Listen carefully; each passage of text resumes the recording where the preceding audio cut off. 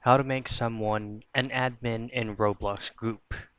Your first things first is access your Roblox launcher or access it via the Roblox web version. Now head directly to roblox.com and make sure that you're logged into your account.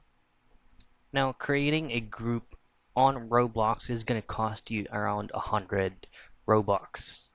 Now if you do not have any groups yet, then that specific option to configure group settings will not be available on your menu.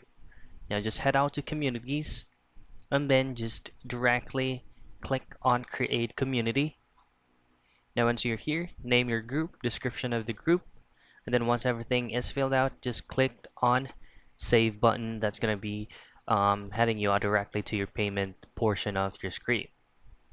Now just access your group menu, and then by there you should be able to see all the members that you have from that group and just simply change their title or role into an admin. So that is how you make someone an admin in a Roblox group.